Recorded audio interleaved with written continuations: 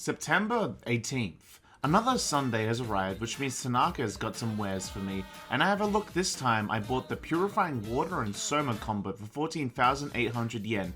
Having a full heal during a tough fight would be a lifesaver, but I doubt it'll arrive before I face Naoto Shadow, which is unfortunate. But I did some gardening with Nanako to make myself feel better, and after harvesting paprika and planting corn, I went into town and I wanted to get some gear for shopping for tomorrow.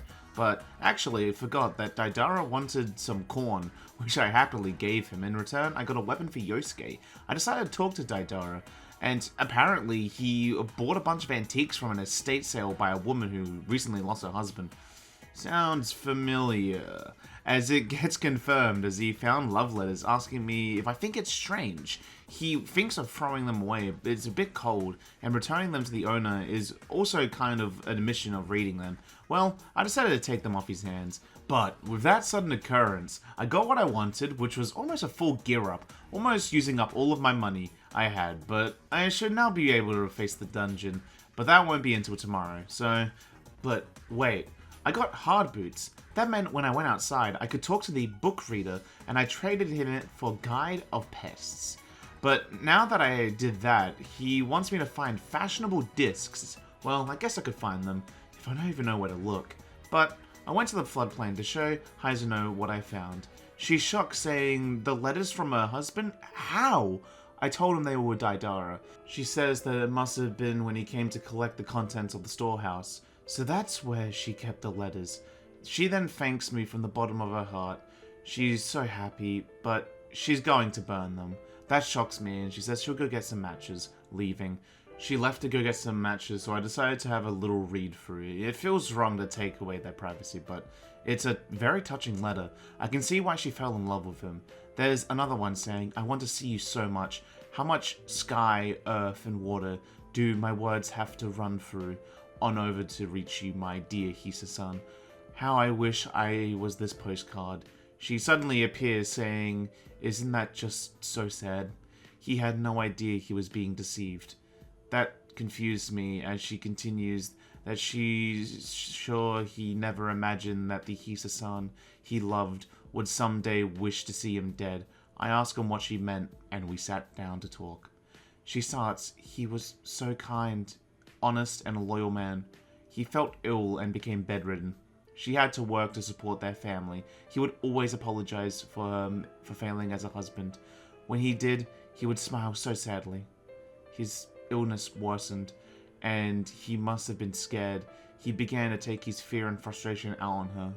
The man who had been so kind. But that didn't bother her at all.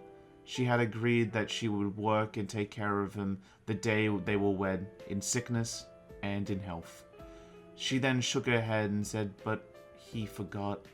He forgot who she was, and he forgot all about her. She couldn't bring herself to love him. She couldn't forgive the way he would look with her with such confusion in his eyes, and when she cried, he would wipe her tears away, like the man he had been all those years ago.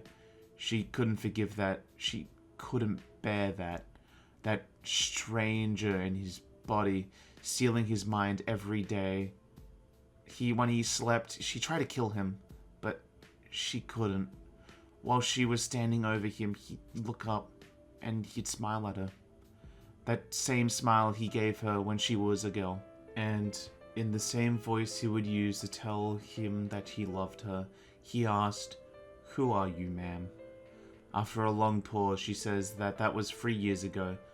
After that day, he would forget who she was every morning. Every day he would ask me, "Who are you?" And every day she would answer, "Who am I today?" She was a total stranger to him until the very end. He was cared by a stranger as he passed away. That was his punishment.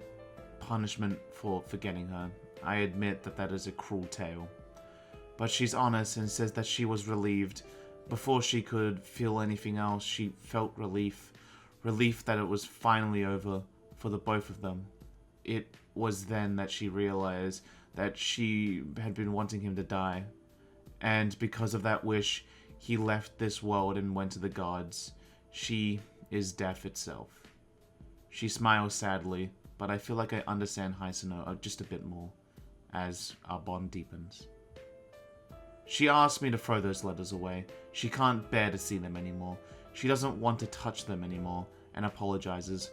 I wasn't able to give them back to her, but maybe I should talk to the owner of Daidara. Maybe to get more, maybe to burn them. I don't know. But for now, I head home.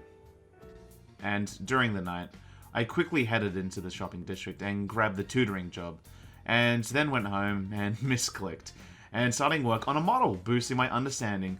That's a little annoying, but hey, what can you do? And then I went to bed.